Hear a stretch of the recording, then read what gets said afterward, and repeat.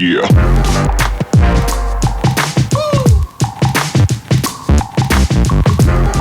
O nosso goleiro foi. Ele, graças a Deus também. E que tinha que ir. Além de ter sido muito grato, se ele caso tivesse ficado...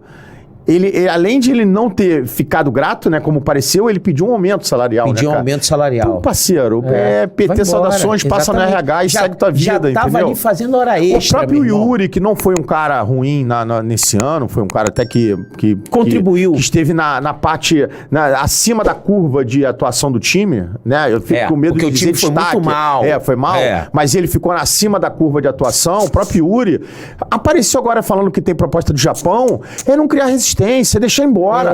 Cara, na minha opinião, obviamente sem considerar o aspecto financeiro, todos os jogadores do Vasco são negociáveis, cara.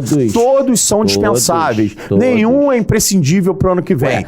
Volto a dizer, imprescindível, cara, não importante. Eu tô querendo dizer, você tem um Nenê, que é um cara que legal. Mas, cara, não aceitou as condições do Vasco, é um abraço, cara. Claro, isso é natural. E eu tenho certeza que tem pelo menos 15, 20 jogadores no elenco atual do Vasco que não deveriam continuar ano que vem, cara. Isso aí, perfeito. Vambora, vamos, Igor.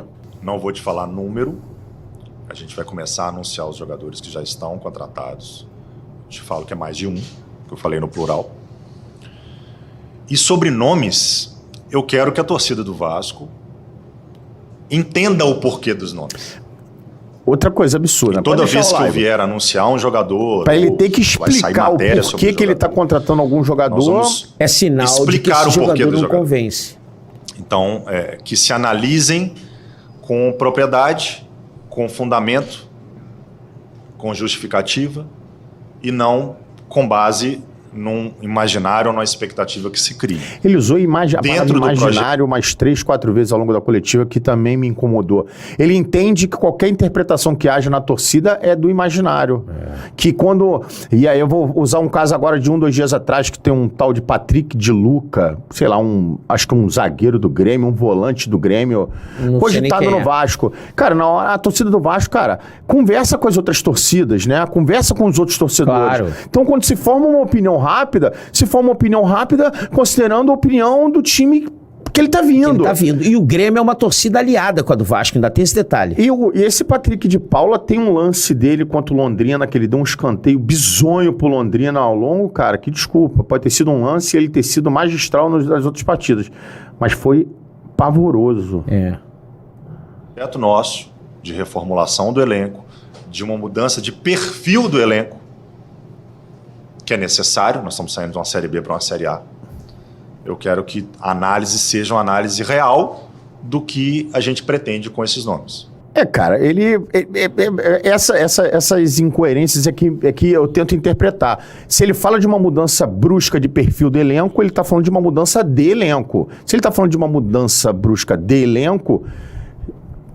1 mês e meio, cara, já acabou. Tirando o período não útil, que é ali do Natal, segunda quinzena de dezembro, né, que é um período praticamente não útil, a gente tem aí o início de janeiro até o início do Carioca para contratar alguns, dispensar outros, enfim.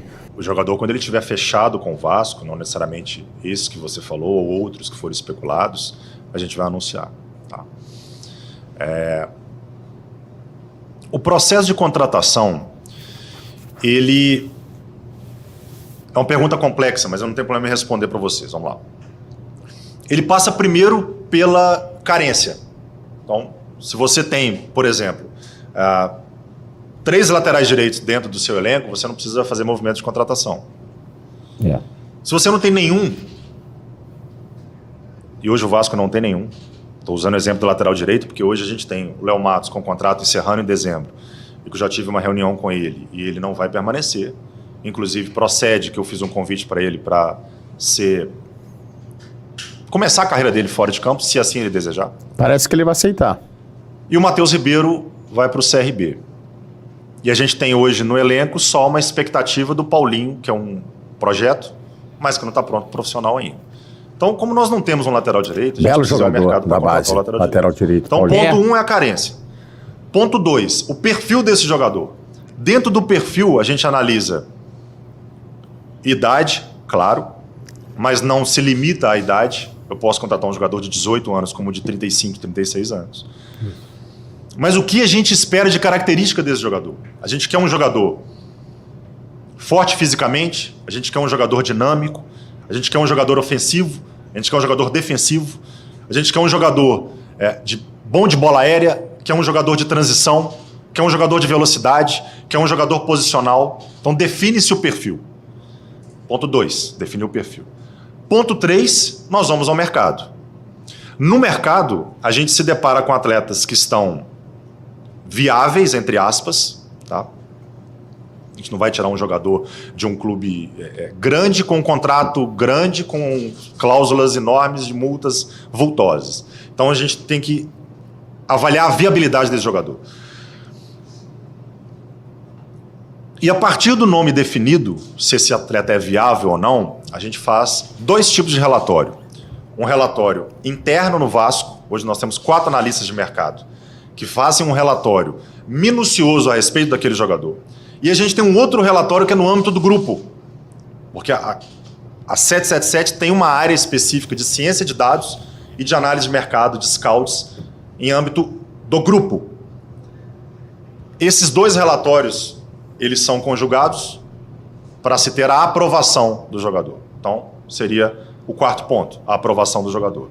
O 5º ponto é o 5º ponto do mercado, é a parte comercial. Se aquele atleta vai conseguir ser contratado dentro das possibilidades nossas de orçamento e de expectativa negocial. Então, basicamente, essa linha de análise bem criteriosa é o processo de contratação. Por isso que o Vasco não contratou ninguém, entendeu? Posso te dizer... E outra, cara... Nesse período isso que todo... ele fala, Luiz...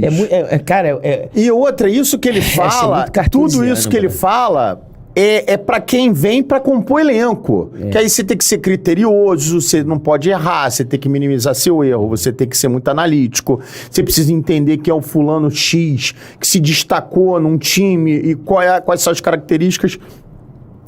Os medalhões, cara, você não precisa dessa análise, cara. Já tem que pular lá pra 3ª etapa. Porque, por exemplo, ele tá falando do cara aí tu puxa assim, vamos puxar um pouquinho no passado do Vasco. Pô, tudo que ele falou ali, o Felipe tinha, o Mazinho tinha, entendeu? O cara é medalhão, brother. Medalhão joga pra cacete. Então, se ele não tiver a velocidade, mas ele vai ter outra coisa que compensa. Enfim. Usando agora uma negociação não, um nome que o Vasco não foi adiante, né? O Paulinho. Eu tenho certeza que eles não tiveram aqui. O Paulinho, como que ele joga? Qual é o perfil dele? Ele é um cara mais ofensivo? Ele é um cara mais defensivo? Ele é um cara que ele joga mais pelos lados? Vamos ver se o Paulinho, ele se encaixa nessa parte aqui. Não, cara, o Paulinho não pulou lá pra frente, lá pra parte de contratação e já se entendeu que é inviável, que é a última parte que ele falou. Agora vamos entender isso, a viabilidade. Então, se perdeu. O Paulinho foi lá pra frente. O que a torcida tá sentindo falta é dos nomes já lá na frente, medalhão. Cara. A torcida não quer escutar que os jogadores de composição de elenco estão passando por um critério de avaliação minucioso e blá blá blá. A gente quer os 3 medalhões. Luizão, se a gente contratar 2, 3 medalhões, a torcida não vai nem mais abrir o site para olhar durante um mês, cara. Quem vier tá bom, meu irmão. É isso aí. A gente quer 3 caras importantes. É a famosa espinha